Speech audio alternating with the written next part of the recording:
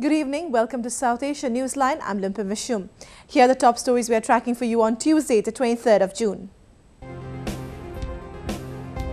China blocks India's move in UN seeking action against Pakistan on 26/11 accused lakhvi. India asked to reconsider military drawdown in Afghanistan after Taliban attacks parliament.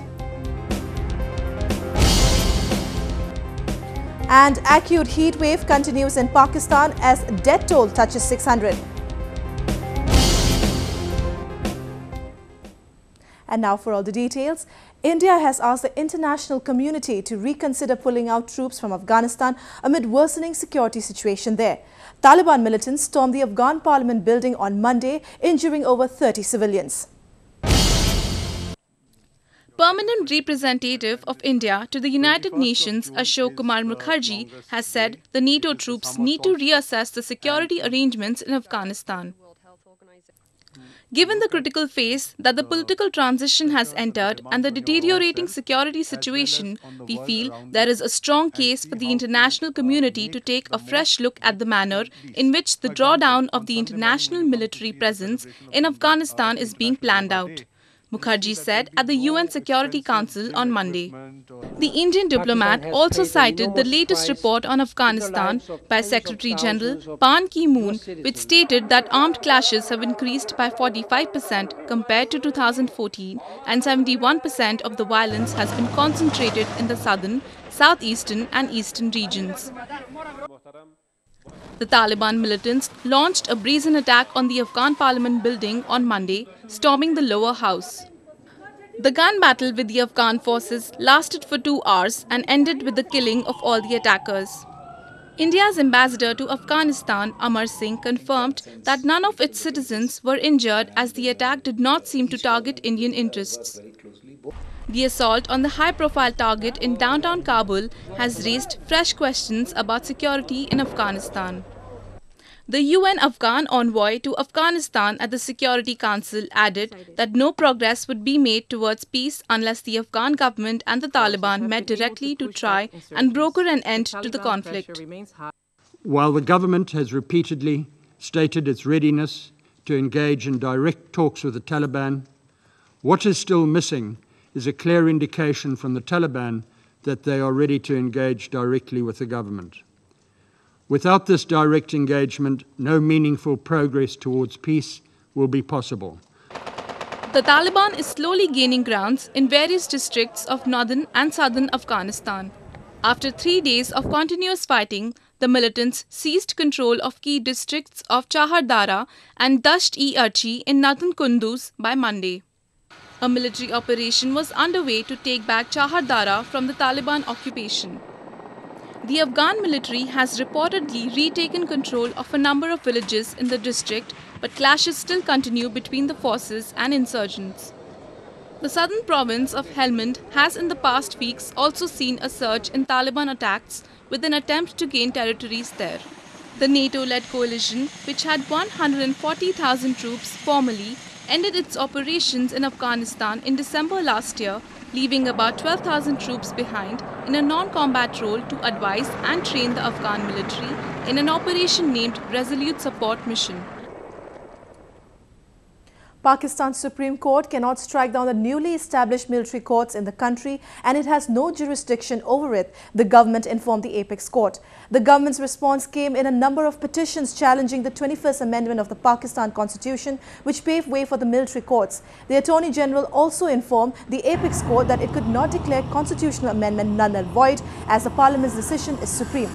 Pakistan Parliament had in January, through a unanimous resolution, passed a constitutional amendment to set up military-administered courts following the terror attack on a Peshawar army school. The special courts to try terror cases are functioning alongside the regular judiciary. India is looking for closer regional economic integration to strengthen ties with Southeast Asia. As part of its Act East policy, India is pushing for deeper integration during the CLMV summit held in Myanmar. Myanmar played host to the 7th edition of the CLMV summit, which kicked off in capital Naypyidaw on Monday. The CLMV countries, acronym for Cambodia, Laos, Myanmar and Vietnam, exchanged views on economic, trade and investment cooperation, development plans and financial assistance from international partners. Agreeing to boost trade in the Southeast Asian region, the four countries also focused on areas of human resources development, agriculture, energy, transport and tourism during the two-day summit. The country heads also reviewed the progress of projects which were agreed during the previous meet apart from future cooperation in narrowing the development gap between the ASEAN nations. CLMV is a subgrouping of the ASEAN countries and holds its summit biennially. It is an open cooperation mechanism calling for support from other ASEAN countries as well as partners of the four countries. India has reportedly requested $16 million in budgetary allocations for investments in the CLMV manufacturing hubs. New Delhi holds strong investments in the CLMV countries with as many as 84 projects being funded by it in Vietnam. It has also contributed $1 billion in the four countries towards oil exploration, power generation, chemical manufacturing, irrigation and manufacturing projects. As India seeks to benefit from the emerging industrial power of the CLMV, it is also accelerating cooperation with cities within each country. India's efforts to bring Zakir Rahman Lakhvi, the mastermind of the 26/11 Mumbai terror attack, to justice suffered a major setback at the UN. China has blocked an Indian resolution seeking action against Pakistan following the release of the dreaded terrorist from a Rawalpindi jail in April. China bailed out Pakistan at the UN Sanction Committee meeting to discuss the issue of the release of Zakir Rahman Lakhvi. The Chinese representative at the meeting claimed that India had failed to provide enough evidence against Lakhvi in the 2008 terror attack case. The UN Sanction Committee meeting was held at the request of India to seek clarification from Pakistan following his release from a Pakistani jail. The committee comprises of 15 members, including China and all other permanent members of the Security Council. India had claimed that Lakhvi's release was a violation of the UN resolution on terrorist organizations and groups. The Lashkar-e-Toiba leader, along with 6 others, was facing trial in Pakistan for plotting the terror attack on Mumbai, which killed 166 people, including 6 Americans. He was, however, granted bail, citing prolonged delay in the trial process. India and countries including the US, UK, Russia, France and Germany had expressed concern over his release and called for his rearrest. Despite India providing enough evidence against Lakhvi and LET founder Hafiz Saeed for their direct involvement in planning and executing the attack, Pakistan continues to be on a denial mode, claiming that there was no proof against them. Pakistan is in the grip of a scorching heat wave which has claimed nearly 600 lives in last 72 hours. The death toll comes as the country grapples with an acute energy shortage, leading to long hours of power outages on a daily basis. Despite some parts of Pakistan receiving isolated rains late on Monday, the mercury continues to boil, throwing normal life out of gear. Southern Sindh remains the worst hit, with over 400 deaths being registered in the past 3 days alone. Hospitals in provincial capital Karachi are flooded with patients with complaints of dehydration, drowsiness and heat stroke. Many charity organizations working in the city are finding it difficult to cope with the sudden spike in deaths. हमारे पास जो है कुल total dead body 300 आ चुकी हैं, जो गर्मी की शिद्दत से जो हलाकतें हुई हैं और अब तक के विरसा 250 से 250 तक ले जा चुके हैं, जो कि हम उनको ताकीद भी करते रहते हैं कि भाई ये जो आप डेड बॉडीज़ ला रहे हैं जितनी भी जल्दी हो सके तदफीन कर लें, क्योंकि इससे डेड बॉडीज़ ख़राब होने का ख़तरा और बीमारी लायक होने का ख़तरा है. Making matters worse is Sindh province's power grid, which collapsed on Monday, forcing the authorities to declare a state of emergency. Despite repeated promises by both federal and provincial governments to improve the power situation in the country, nothing seems to be done so far. This has forced hundreds to hit the streets, demanding regular power supply during the month of Ramadan. Light का तो ये परेशान है, हाल है कि light का तो आप पूछे ही नहीं कि लाइट कब आती है. जाने का तो पता है कि जाती कितनी दफ़ा है, लेकिन आने का नहीं मालूम कि आती कितनी दफ़ा है. Most of the victims of the unrelenting heat are people above the age of 50 years or those who got exposed to sun for long.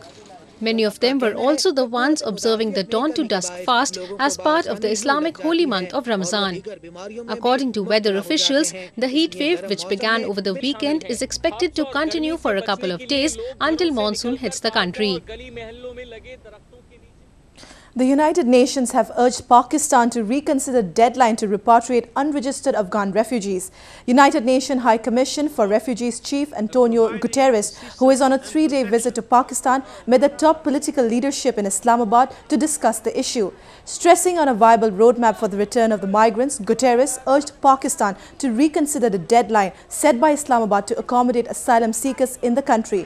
Pakistan, which is home to nearly 1.6 million Afghan migrants, had in March ordered the deportation of all refugees who were not registered till December 31st, 2014. The Muslim holy month of Ramzan comes with its own share of devotion and delicacies. As shoppers continue to throng marketplaces, it is giving a boost to the business of Ramzan-related items too. Take a look. From dates, dry fruits and vermicelli to Islamic literature books, skullcaps and beads, the holy month of Ramadan provides a lot of business to local traders. Markets in Pakistan became a hot cake in the evening with a shopping frenzy taking place as people throng food stalls to buy items after the dawn to dusk fasting. Ramadan is a month of austerity and of exercising self-restraint. But in Pakistan, it is also a month of feasting with families and friends gathering at sunset for iftar, the meal to break the fast. Despite inflation and a distressful heat wave, many said it wasn't keeping them away. बस कुछ चीज़ें वगैरह खरीद रहे हैं, थोड़ी महंगाई है, लेकिन ये है कि रोज़ा माशाल्लाह अच्छा गुजर रहा है। गर्मी की वजह से थोड़ा प्रॉब्लम हुआ है। रमज़ान और रोज़े का जो अजर है ना, उस पे अगर गौर करें तो ये तो कुछ भी नहीं है। ये गर्मी तो है ही नहीं है। तो ये तो आम हम जो नॉर्मल हालात हैं उनमें अपने नॉर्मल काम करते हैं, सारे रोज़ा रख कर काम करते हैं और ये साथ साथ इबादत भी होती है और इस इबादत का जितना अजर है ना वो अगर मोमिन को सही पता चल जाए तो मेरा ख्याल है वो साल भर रोज़े रखता रहे। Despite the Taliban making all attempts at shattering peace in Afghanistan, residents of capital Kabul were no less busier than usual as people bought food and special treats for iftar. Certain foods and drinks are associated with Ramadan and are consumed more during the holy month. Afghans often associate these items as spicy or sweet. This leads to a remarkable rush at confectionery shops.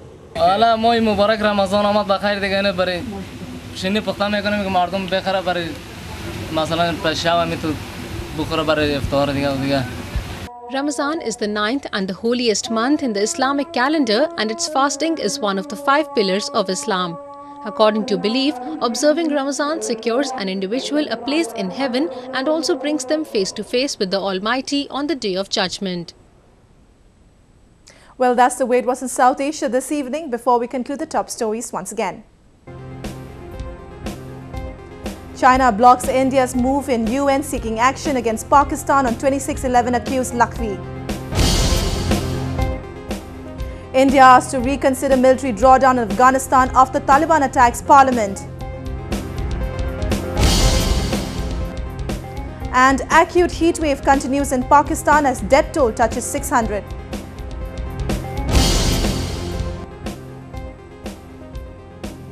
Now our viewers can watch the show on SouthAsiaNewsline.com. You can also visit us on Facebook.com/SAsiaNewsline and follow us on Twitter @SAsiaNewsline.